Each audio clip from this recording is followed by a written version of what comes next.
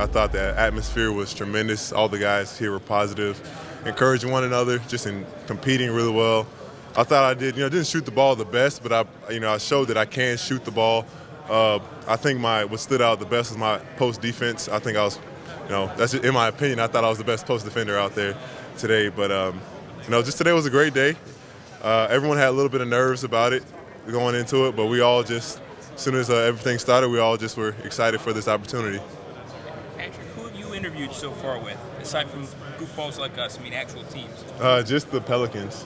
I know they don't have a draft pick this year, but they're not unsure what they're going to do, and they sounded like they really were interested in me. And it could mean nothing's guaranteed, but I took a lot away from it. I'm glad I have one interview under my belt already. So yeah. Do you know if you have interviews scheduled with either the Boston Celtics or the Orlando Magic? No, I don't. I know Coach Stevens, and Orlando's close to home, but we'll see. Pat, what are you hearing about where your draft stock is right now? Oh, excuse me. I haven't really heard too much. I have high hopes that after this, and if I keep building off of this and going into my workouts, that I can land anywhere between 20 and 40. That's just what I think of myself. Why would you think any less? Going into the situation, anything can happen. But it's all about the right fit. That's the number one thing, and that's what's going to matter most. The number one thing people talk about is your physique and the NBA body, but most guys in the league don't have a body.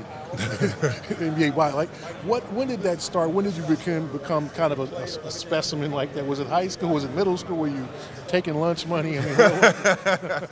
It's I don't know, man. I just grew up and was always lean and in shape.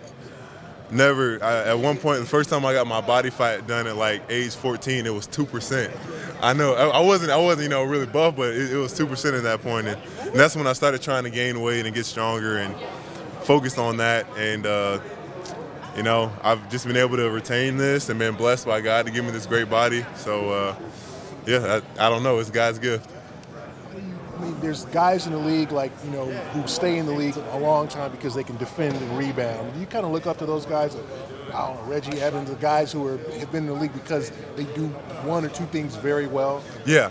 I was, we're in Chicago, and I saw Coach Tom Thibodeau there. I'm thinking about Joakim Noah. I'm like, this guy still can't shoot, but he has tremendous energy, plays his butt off on the defensive end, and he still scores, not because of he's overall overly talented on the offensive side, but he finishes well, he rebounds well, and is able to impact the game without needing the ball in his hands. Pat, would you prefer if this was a 5-on-5 setting where everybody was playing? How would that change things in your mind? I'm not sure. This isn't make or break you. More than likely, this can help you. It's not like the NFL Combine where that's a make or break. The workouts after this are what's going to be more important for guys, getting to know teams better, interviews, how they do individually. This is just going to help interest teams and see who they want to come in to their facility. So, I'd say save the 5-on-5 for a different time. Just allow guys to save their bodies, because this next few weeks is going to be pretty grueling with the traveling and the workouts. Are they going to be weird, like you want to outperform them, but you also want to see your friends do well? Is that sort of weird concept once you get out on the court? I guess if you look at it at that perspective, but we all know that each guy is chasing their dream out here. It's kill mode when you're on that court. It's you're my buddy off the court.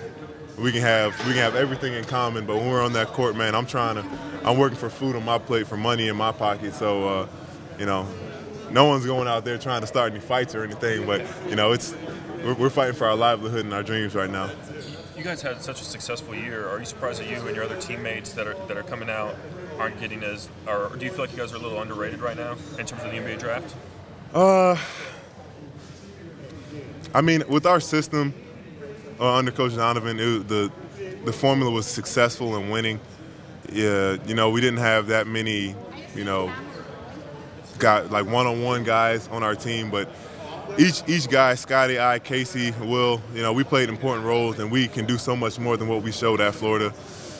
I don't know what it is that we're getting so underlooked right now, but we can't do anything about that. We're just going to move forward.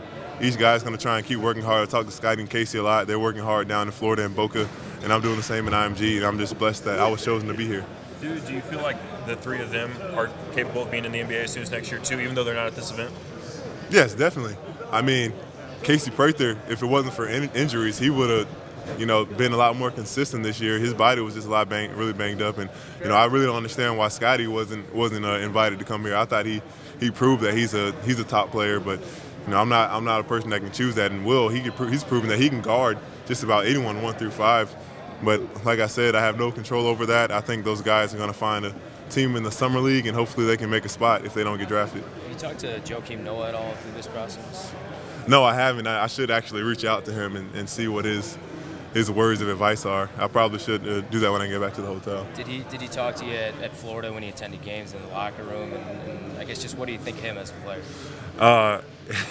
Yeah, I remember he said, Pat, I got paid however much his contract was just for playing defense and rebounding.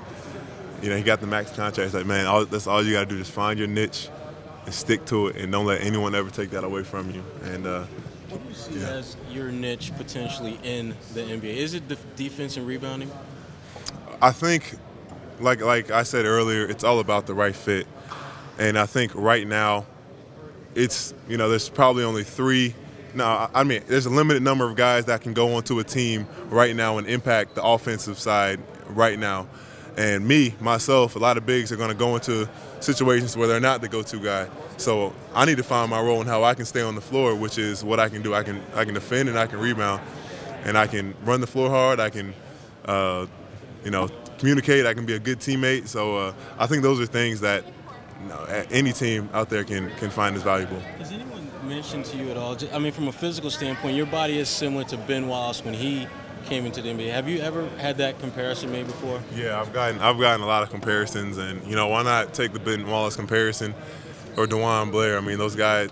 Ben Wallace has made a lot of money doing what he does best, and Joakim Noah as well. So, if that's my role in the NBA, so be it. I'm going to be thankful. I mean, as long as the money's still green,